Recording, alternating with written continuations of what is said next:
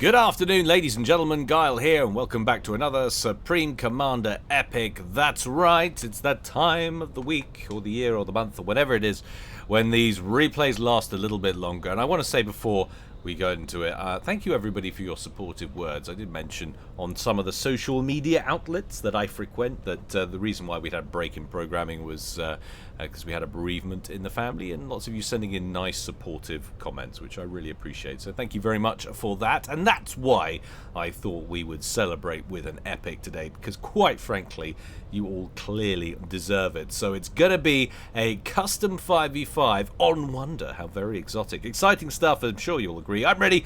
You guys are ready, and the players are sure as hell ready. So let's go on over to the game zone and see how they're going to get on. Ching, ka-ching. Alright, we know what we're doing with here. We'll call this Team 1 up here at the top.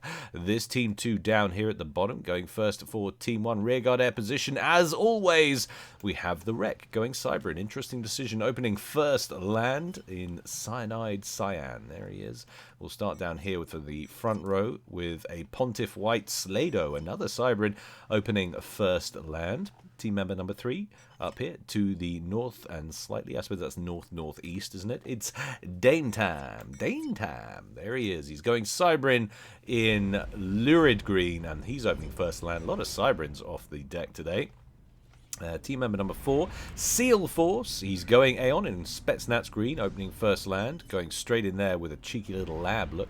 And last but not least, team member number 5 for Team 1 up here. It is Seraphim Eternal in Elephantine Grey. He opened first land. Let's check out Team 2 down here at the bottom. Rearguard position in Lime Green. Our first UEF of the day, Wi-Fi OP. He went first land. Team member number 2 up here in Baby Blue, just spitting out those labs too. See that? It's all about the rhymes.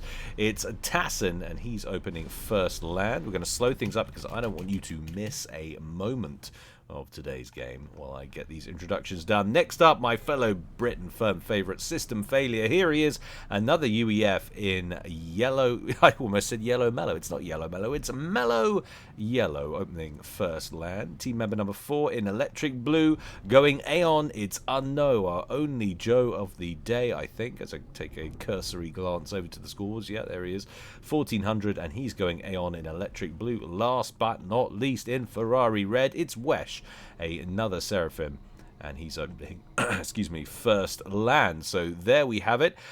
Game quality at 93%. That's what we consider to be a balanced game, and all our pros with the exception of Unknown, as we said.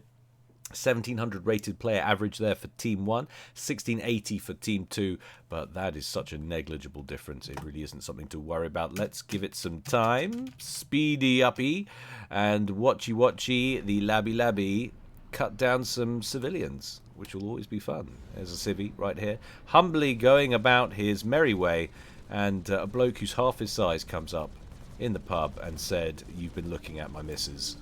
There we go. Nope. You're going to get him. A little bit of micro.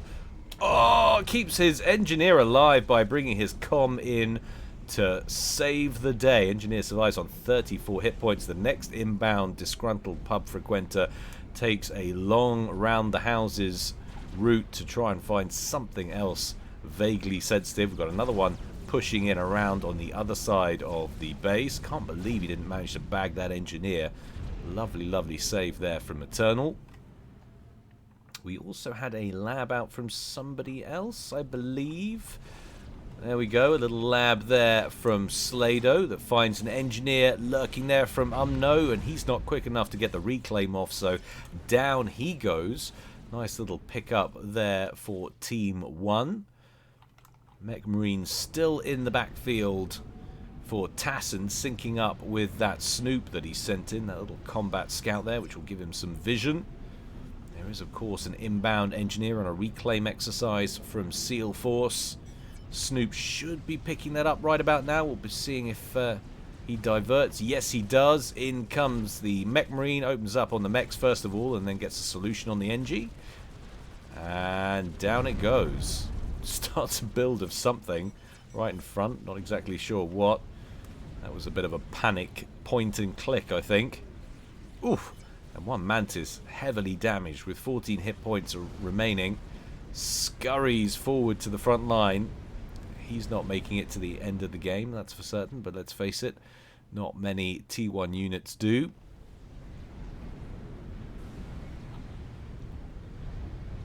Wonder what the best frequencies for surviving to the end of the game as a T1 unit is.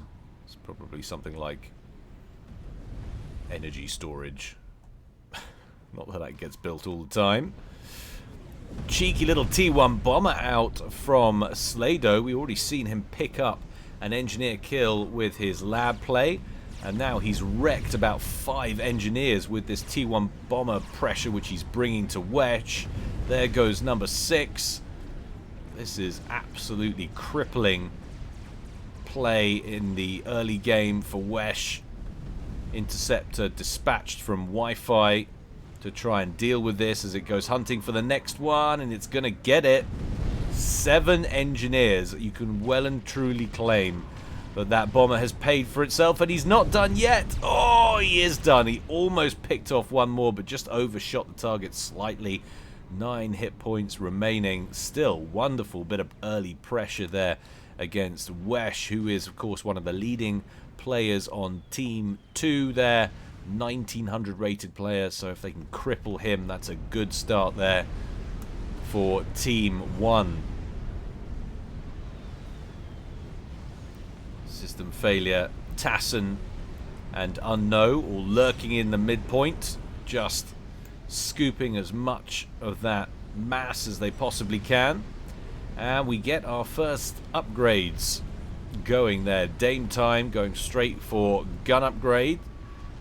And we've got another one launched up for Unknown just a few seconds later. And here more bombers out. There is a bomber lurking up over here. Scorcher from Tassin. Another gun upgrade starts there for Eternal. 10% done there. And actually, Unknown has overtaken his teammate on that upgrade.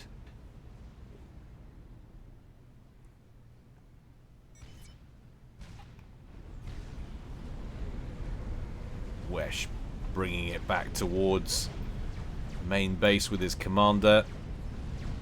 He's going to have to utilize that comm to do some of the engineer functions for the time being while he gets more NGs out. Gosh, look at all of these gun upgrades. They're not all showing up, I don't think. Or maybe they've started their second one. Yeah, so that's a second one there for Unknown. So that's a double Aeon gun comm brewing in the center there for Team 2. Looks like they might need it because that's a lot of T1 spam that's massing from Team 1 just over to the west.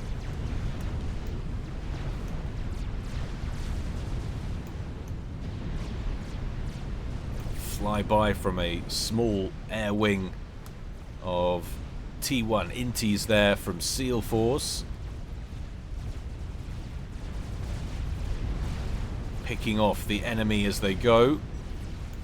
Why not? If you've got the airplanes to hand, send them in. Send them on a raid. System failure advancing, blapping a few units, just trying to give themselves some breathing room. Gun upgrade for Tassin, 75% done there. Now watch out Dame Time, because that's a double gun upgrade, although at the moment he's determined to kill the anthills on that crater edge rather than your units. You'll have the ranged advantage against that Cybran commander. Little overcharge into the pile of T1 spam. And Wi-Fi OP has pulled his comm right the way in from the backfield to cover the front line.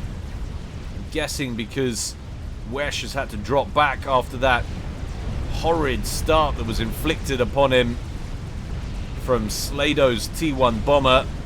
Dame Time very close to going into the red here. Has brought in his spam to run interference. And Slado is now advanced with his commander as well. They're going to comfortably take down that T1 point defense belonging to Wesh. But there's so much damage coming off that Aeon Commander from Unknown.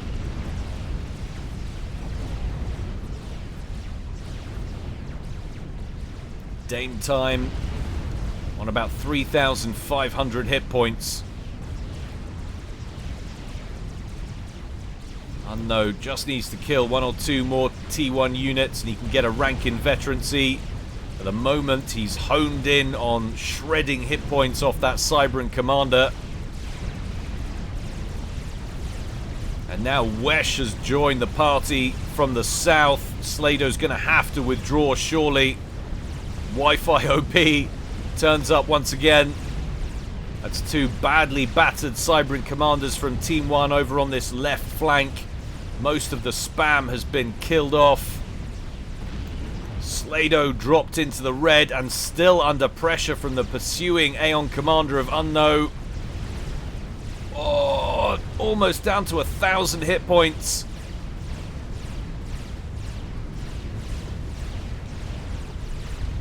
And we've got the rapid fire and ranged upgrade gun from Wesh as well.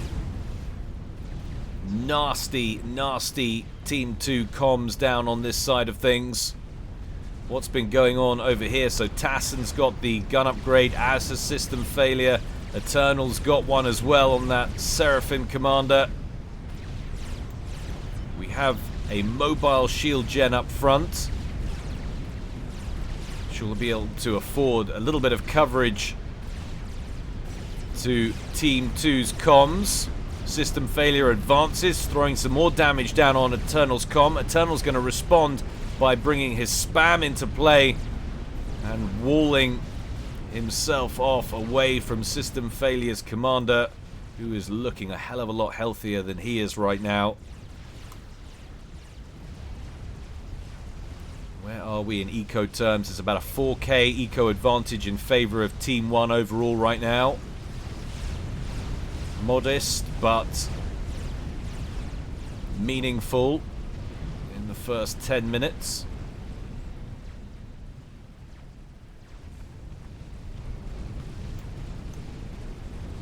And we've got a couple of units of point defense up here at the front now for Slado. They are just tickly Cybran ones, but T2PD is T2PD at the end of the day. It's going to help wall that off just a little bit. T2 upgrade on the way for Tassen. We'll get some point defense up front as well. This is a very heavy UEF-centric section for Team 2. Imagine if they set up shop there. That's going to be quite the tough nut to crack. It's a feature, of course, of Wonder when you've got a layout like this on this 5v5 version of the map. That's 4 players in relatively small space to line, to wall off with defenses and spam that middle section. And if they're UEF, their static advantages might pay dividends,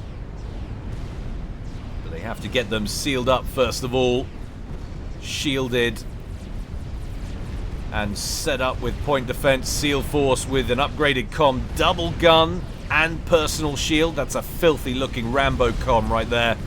System Failure and Tassen are going to have to fight tooth and nail to hold this guy out of their territory.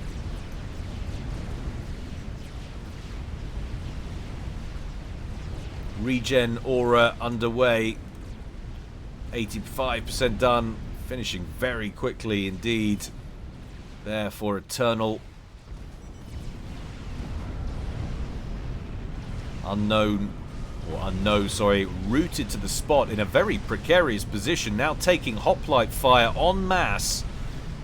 He's 65% done. That's a really awkward number.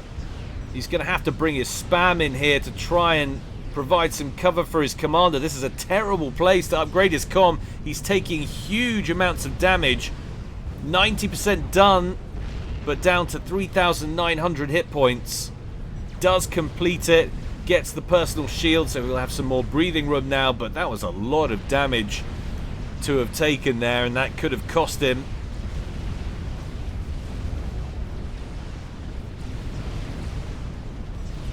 Dame Time feeling emboldened by the amount of damage he's just dished out to Unknown. Now advances on the Commander. He's got the gun upgrade on that Cybran Com, remember, and that shield's almost depleted, but Unknown has backed out. Cheeky strap bomber run over the top though from Wi-Fi, but he's been locked onto by the air player, the wreck from Team 1. ASFs come steaming in. Oh, somehow don't manage to shoot down that bomber with 270 hit points left. They get tangled into an air battle with Wi-Fi's air superiority fighters. And along with the help of the T1 Inties from Slado, they manage to hold the skies, but they allow that bomber to get a second bombing run in. That's another T2 mechs with all of the associated mass storage out of action. And not only that, that bomber is still alive, although the wreck is homing in on it. How far does he want to pursue? Well, not very far is the answer to that question. I can't believe that bomber's still alive. And it's getting 6 hit points a second regen now, thanks to getting a star and vet off that last kill. Wesh taking damage. He's down almost into the red. There he goes. 3,500 hit points and falling. He's got a lot of spam harassing Dame Time. Unknown up here as well with his comms still firing that weapon of his into Dame Time's ACU and his units, but he finds himself without much support now, needs to get moving. His shield is depleted. He's got about 6,000 hit points left. There's a lot of T2 spam in here from the hoplites. He's getting hit points shredded off him. 3,500 hit points and falling into the red now and in serious trouble. Wesh recognizes the danger for his teammate and moves in, but it's too late, I think. The hoplites and the Mantis have got in behind him, impeded his progress, and down he goes almost on the nose of 15 minutes. Our first ejection, and it's from Team 2. Unknown, who was doing so much damage over here, finds himself out of the game, and fortunately no fairies have to die because full share is off. They live to, well, they probably don't fight another day. That's not what fairies do. They live to go and collect discarded enameled bone material from beneath the pillows of children, which isn't creepy at all. But over here, Eternal putting up some fight against System Failure and Tassin, both these guys into the yellow. It just can't seem to get set up here. They're working on shields. They do have a Clink Hammer. One shield is in play, but it's been depleted. System Failure on about 9,000 hit points. Tassin on about 9,000 as well. These beefy commanders, absolute Rambo-com. Regen aura, nano repair upgrades, and gun upgrade from Eternal. Seal Force with the double gun and personal shield.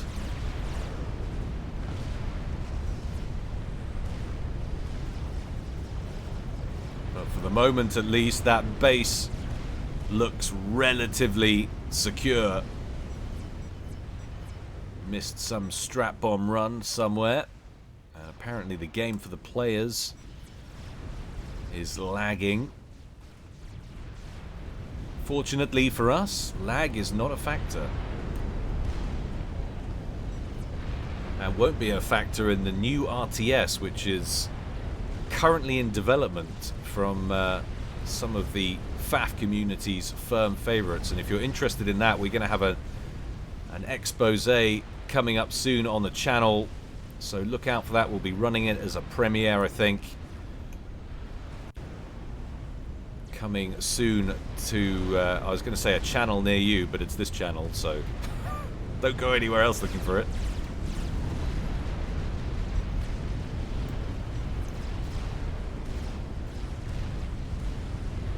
Tassin 20% done on a T3 upgrade. That will allow them to start plonking down Ravagers, and that really will lock down this area, I suspect. But I've got to give serious props to Team 1 up here. They are not allowing the UEF infection to get dug in. The little ticks we are. Because they know just how difficult they are to dislodge. Great use of the sniper bots and the Absolver shield disruptor over here. Couple of flapjacks up front though for Tassen, making royal nuisance of themselves.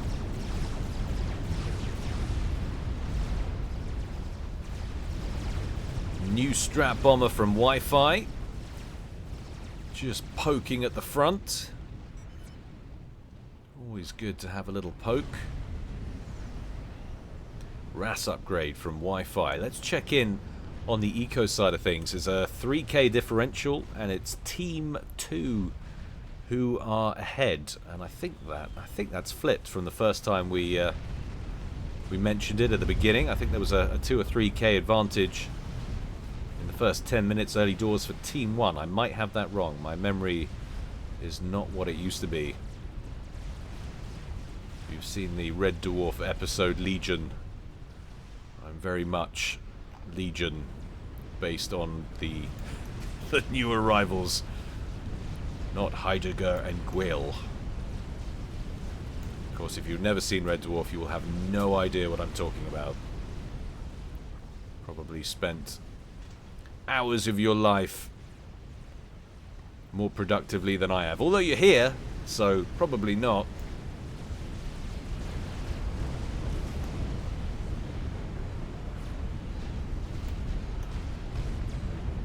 Seal Force and Eternal just looking remarkably comfy up front. Constantly moving, constantly causing problems. To its credit, system failures repped up quite a bit. Seems to be wanting to create a bit of a buffer zone with his comm. Maybe allow some time for this to get developed more, although there's not a lot of build capacity in here developing it. Tassen's over here assisting his engineers with some mass storage production. Always important, I suppose. If I was down here, I would just be going mass Clink Hammer right now, trying to turn all of this area into mud. Uh-oh, system failure. Under heavy fire, losing a lot of hit points in a very short period of time.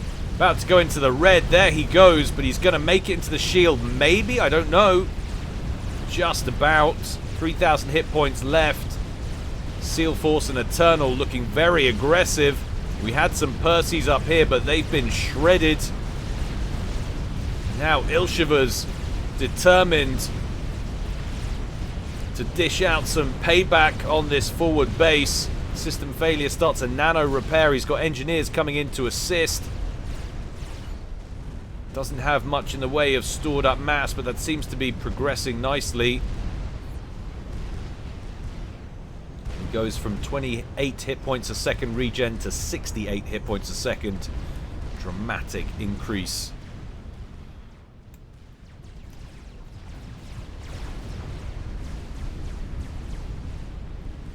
It's all very stable and static over on the other side of the field. Slado's got a little fire base up and running. A couple of shield gens, a bunch of Cerberus turrets. No Gunthers, though, in the making as yet.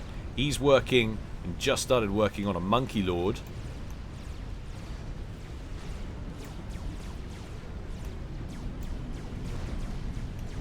See any other experimentals on the other side of the field. Typically, it's usually the Cybran ones first. Important to say as well that with the exception of 1 or 2 players, I think maybe 3 players in today's 10-man game, or 10-player game I should say, only 3 selected actual races, everybody else went random.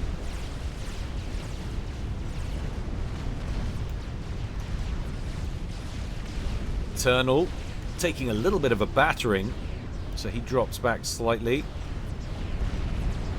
But 94 hit points a second regen. That will recover very quickly indeed.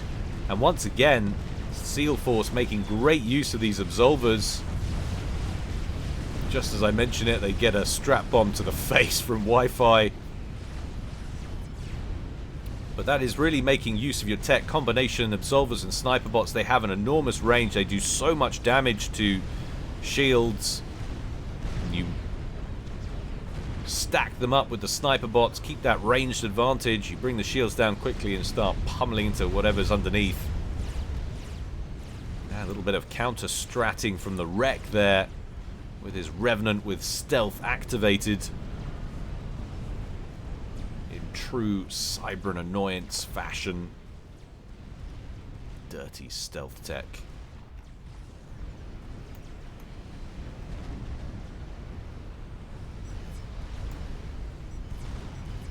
Another bomb away.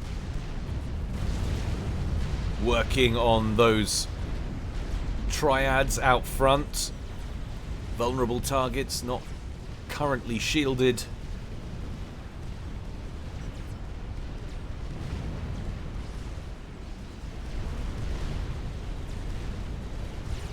We're working up here. Tactical missile defense.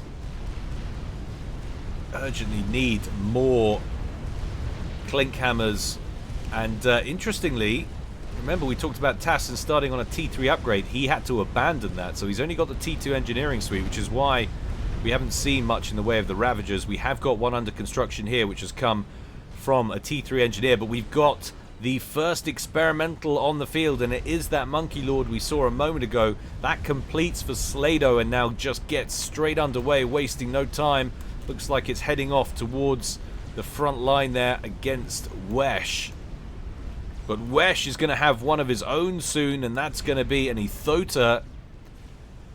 And you'd take an Ethota against the Monkey Lord any day of the week.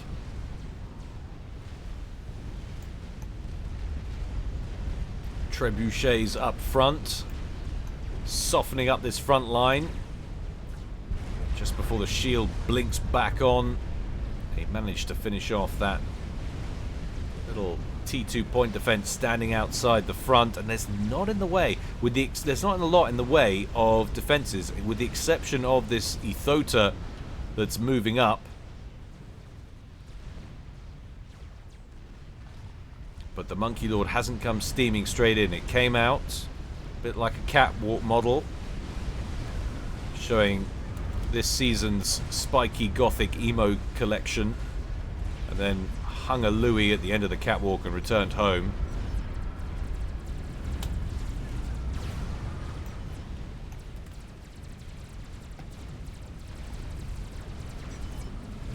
A couple of strap bombers lurking. One kill for one, none for the other.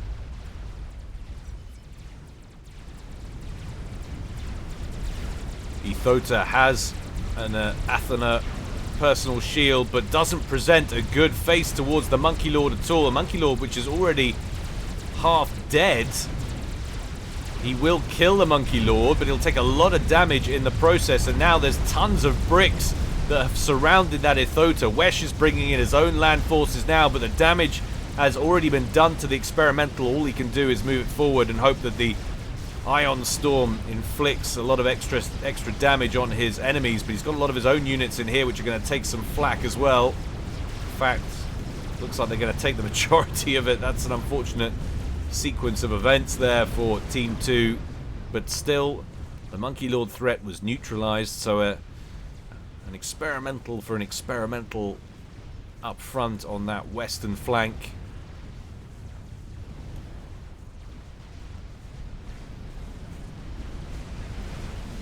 Corsair fighter bombers circling, and another experimental. This time it's a crab. Dame time, and that will be a game changer potentially. That doesn't have to rush in, as we well know. You can park that further up. But finally, that nasty UEF turtle capability over in the east, that's looking pretty well set up now. I'm surprised that they haven't gone for yet more Clink Hammers. I can see about 3. We have got a lot of demolishers in there, so that's probably why. but they've cleared a nice space out front. Those deadly commanders have been forced to drop all the way back. They've accepted that they're not going to brush that fire base aside anytime soon. Certainly not worth risking the commanders doing it. Almost coming up to the half an hour mark now. Only one ejection, unknown from earlier. That was about 12, 13 minutes ago, something like that. But how much of a game changer will this be? We've got some mobile artillery, which is landing on the megalith, and a great big crater, which is stopping any of the shells getting through until he moved a bit. But we do have another Ethota moving in. The Crab starts its inevitable backtrack maneuver. Needs to make sure those photon cannons are aligned. I forget, are they photon cannons or proton cannons? I think they might be proton cannons. Answers in the comment section below, or if you can be bothered to check the unit database on that. Not that it's important, but commenting, of course, helps the algorithm. And while you're down there, like, subscribe, and hit the notification bell immediately for more masterful content.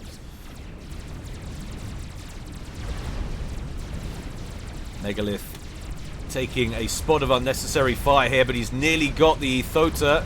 Needs to keep backtracking. Doesn't want to get caught in the Iron Storm. I think he's going to get out okay.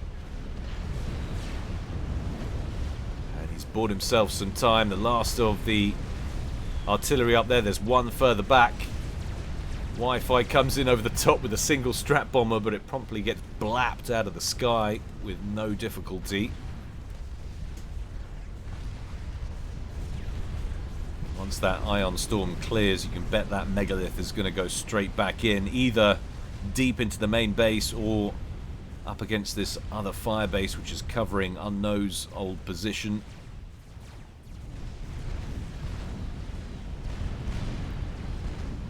Attack missile launcher battery going up at that front line. Wreck telling his allies to push, and that's exactly what Dame Time is going to do.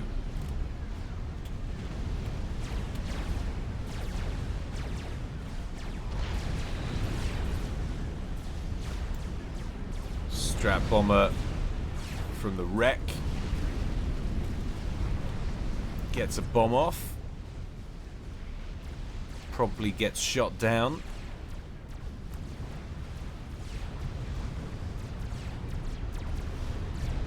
Megalith not steaming straight in. Hanging some turns first of all. And system failure has brought in a bunch of Perseus from all the way over on this side of the map to help defend that front line. The Wreck comes in with another couple of strap bombers. Lands on the shield. In come broadswords though from Wi-Fi, and just look at them cut through that Crab like it was nothing, in conjunction with everything else, of course. Wi-Fi and the Wreck tangle above Wesh's base. Not sure who emerged the stronger out of that. I think it might have been the Wreck.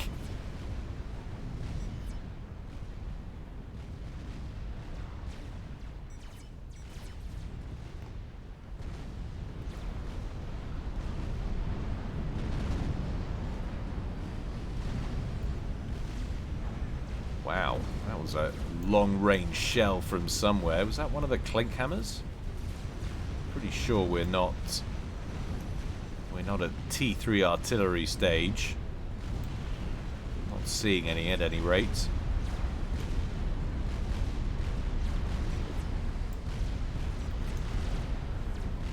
Engineers being airlifted to the front there from Wi-Fi to help cannibalize some of those old wrecks, scoop up some of the mass.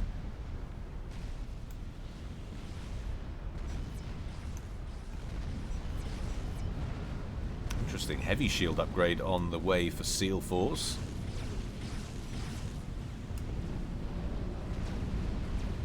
One wonders if that's actually worth it. I'm guessing he's planning on sending that comm back in at some point. Going for the sensor upgrade now. What did he just delete for that? Can't remember what was on there before. Oh, it was double gun, wasn't it? So one of his gun upgrades is going for that sensor suite. So I'm guessing that shield upgrade was purely for general long-term protection.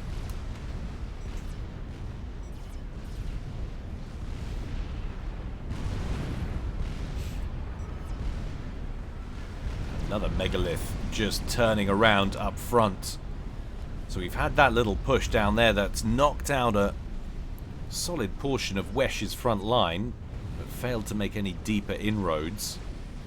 And Team 1 just playing it sensible right now, not going all in with their experimentals, knowing that you're only going to be gifting mass in this situation. They're not particularly far ahead.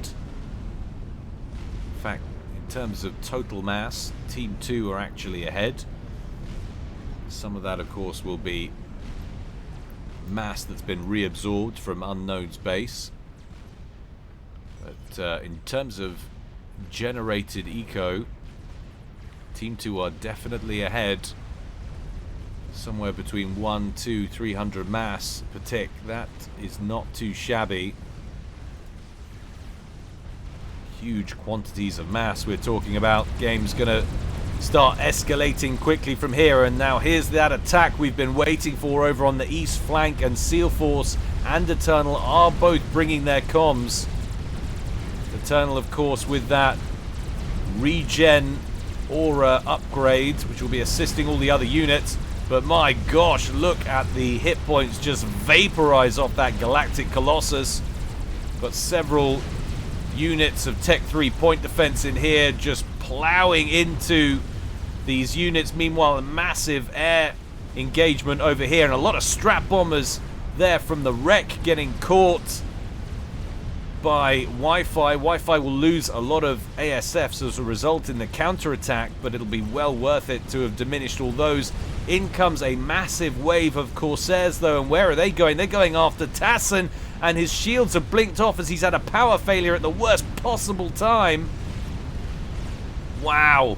But the returning ASFs from Wi-Fi kill all of the Corsairs, along with some assistance from ground-based anti-air. And they don't get a second run to kill off Tassin, who's down to around 2k HP.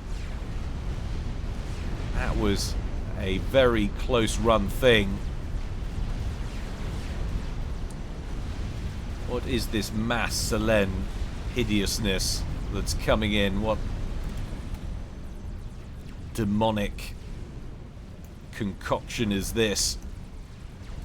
Just spamming out as many units as quickly as possible, I'm guessing, giving them more targets, trying to distract the point defense. That's not actually gone that well for Team 1. I actually thought that was going to go better for them than that, but that is a tough little base. Lost a few emplacements here and there, but they also lost a Colossus and a bunch of other units. And now System Failure has a fatty under there that's going to just keep bombarding this area. Broadswords were brought in, and I think that's more. It's like, how many is that? 3 or 4? It's 3 Megalith wrecks, I think, and an Ithota wreck. And of course a Fat Boy wreck down here. But the important thing for Team 2 is this is all in friendly territory, relatively. You can just send engineers up and get huge quantities of that mass right back again. Team 1 being aggressive but not able to make it count, and it's one of the difficult things about this map, about Wonder. It does penalize the attacker, the unsuccessful attacker, very, very heavily. Oh, and this forward front line, equipped with shield gens and a few miasmas, is just getting obliterated by Fat Boy fire. Ouch. 2 Fat Boys up here for System Failure. They're going to be able to move it up a notch and just pound this area. We're going to have a new Ithota soon, and we've got another one there that's at about 60% health, so they don't want to move up too far. find themselves overextended. We know fat boys don't last long in a fight when they're getting fired upon.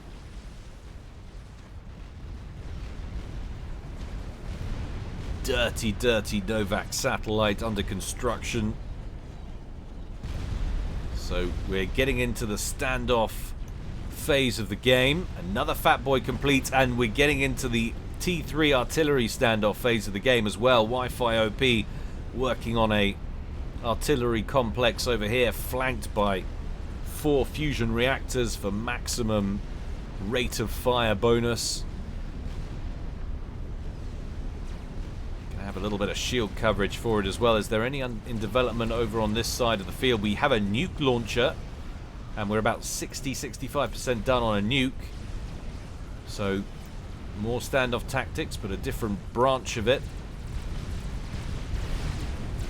But look at this, Eternal, without a care in the world for his personal safety, just rolling up with his 2 experimentals. Because he's got a 250 hit point a second regen. He's got the double nano upgrade. He's got the aura. Oh my god, and that front line has just been leveled. The fat boys have dropped back. They're continuing to unload their artillery. But Eternal has just minced that front line belonging to Tassen and System Failure. That's still a pretty healthy bunch of experimentals right there. The one in the rear is about to go into the red. That's looked better. The one up front just gets its first rank in vet. That's not doing too badly. And then a wave of strap bombers over the top. Looks like they're going after Tassen. Tassen loses all the shield coverage. Where are the experimentals? They're still a ways away. Tassen needs to get moving, and indeed he does. 12,000 hit points on the commander. He's still got enough breathing room. And there are still 3 experimentals pushing this side of the map. Vital that they take out as many structures as they can. Slado completes his teleporter on his comm. We're getting some kind of filthy Cybran telemaser. It certainly looks like it. He's got the laser. He is teleporting. Where is he teleporting? We've got a nuke inbound up over here. But Tassen is caught by the looks of things. And what's even worse is that nuke is going to connect, but it didn't need to be fired up here because Tassen's already been taken out, so that's been wasted. Slado is still going, but where's he going is the question. Let's give that a pause and see if we can find the exit point. It's not over here. It would be very bad over here, what with all of these plasma cannons. System failure. There it is. So it is in the back. It looks like it might be going after system failure, or at the very least just going after the air production facilities of Wi-Fi. And if they take out the power grid, they're going to stall production on these Dukes because he's working on his second. And there he goes. He exits from whatever quantum realm the gateways use. And he's going to start creaming the place up. But there is a fat boy up here which he's in range of, which I'm not sure he counted on. Or whether he's happy just to completely cripple Team 2's air player. He's certainly going to do an awful lot of damage before he goes down, if he goes down. Oh my gosh, that's painful to watch. But he's surely going to go down. 2,300 hit points left. Taking fire from over here, but he's out of range from that point defense now. Fat Boy's still pursuing him. 2,700 hit points left. Down goes another fusion reactor, but he's in range of some Ravagers now, which are being built in the main base. Got to stay away from those. Got to keep juking if he can. Oh, but Eternal finally got by what? I don't know. Probably a strap bomber. It said it was Wi-Fi.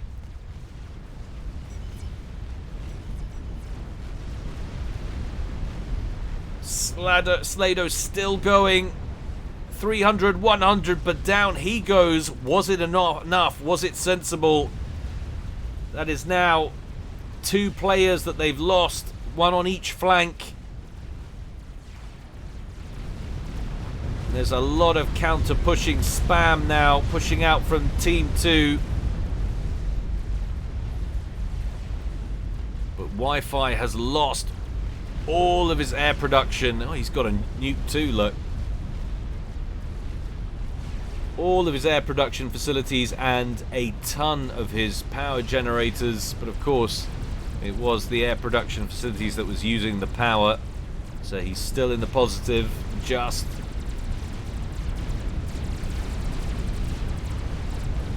Megalith for Dame Time in trouble as it withdraws under Fatboy fire.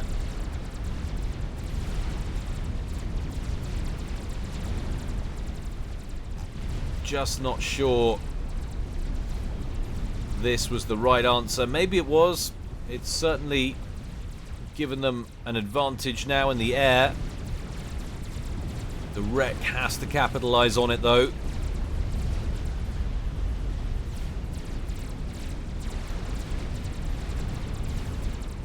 Could do with some gunships or something, because there's a great big healthy Ithota in spitting distance now from Dame Time's main base. Moving up to the shields. There are a bunch of Cerberus turrets in here, but we all know how woeful they are. But look at the rate at which those are being produced. Of course, there's going to be a dirty grey Ion Storm if he carries on moving forward right in the middle of this base. In comes the spam as well behind it. This is going to be very painful for Dame Time unless he can get the reclaim order off immediately. As soon as that goes down, that experimental, if he can start reclaiming it, it will negate the Ion Storm. It's tough to do, but he's got lots of engineering stations in range. 5,000 hit points remaining. We've got Zui's rolling into this base now. Gets a rank in veterancy back up to 8,600. He's still going. He's still tearing up this base. And now we've got Fat Boys moving in as well. I don't think he's going down. I can't believe I'm saying it. But it actually looks like he might survive. And if he doesn't survive, he will have taken this base with him in its entirety. There it goes. There is one hive there. No, the hive is gone. So I'm guessing the Ion Storm's going to proc, but there's not much left for it to destroy. And the Control K out from Dame Time. He knows he's down and out. He was pretty far up front. Or was that a nuke there from Wi-Fi? No, his nuke is still building.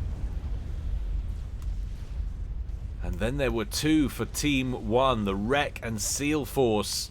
And the Wreck is taking long-range artillery fire and just doesn't seem to have the facilities left after, I'm guessing, what has been some really solid bombardment. If you look at the craters, the Dukes have repaid in kind the attack that Slado unleashed on Wi-Fi just a moment ago with his comm.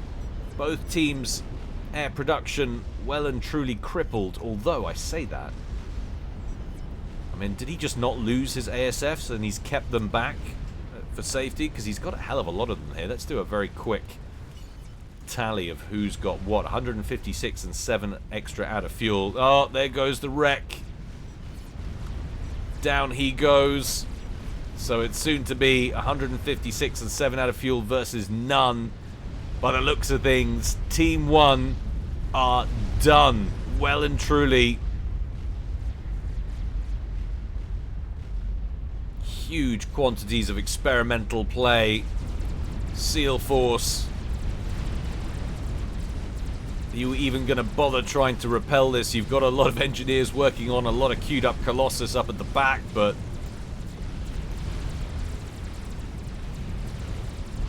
down goes a GC up front. I'm sure we had a lot more Fat Boys. We've got one down here. Got quite a few wrecks kicking about. Just look how many dead experimental wrecks there still are on the field. That's how many have died in this game. It's insane, and it's not even been a crazy, crazy long one. We're up to nearly 44 minutes of game time. Wesh, that was a great game, from my opinion. Not really, says the wreck who's been killed. We just gave mass and we lost. It's amazing how often the people on that side of the fight don't think the game was great. It's just funny, it's so consistent. I thought it was entertaining. Hopefully you guys have enjoyed it too. It certainly would have been interesting from Wesh's point of view. He had that very hard push early on, managed to repel it. He's had lots of satisfying eco build-up back here, and then a solid push back here. It's had everything this game. We've had snipe attempts, we've had turtling, we've had massive experimental plays. Ouch, Seal Force and his GC catch a fat boy napping before Control K'ing is calm and bowing out, almost on the nose of 45 minutes exactly. Well, I hope you enjoyed it, guys. As always, more to come from me in the future. Don't forget, if you haven't already done so, please subscribe, ring that notification bell, and like the video. It all helps. And also, if you feel so inclined, you've seen all the other content, please check out the Patreon. It's a mere $1 a month. You can't say fairer than that. We're up to something like 27 casts now, I think, something like that. It's a really, really good value subscription service. Go check it out, guys. And also, stay tuned as well in the coming days, because we've got that breakthrough. That's not even a thing. That's not exclusive either, because they've talked to other people. Interesting information about a brand new RTS coming to you very soon. I'll be having a chat with some of the developers, so check that out, guys. Hopefully we'll be making it a regular thing as well. Very exciting stuff, but that's all I'm going to say about it for now. Most of you might already know what I'm talking about, but until next time, stay well and stay safe. This is Guile, signing out.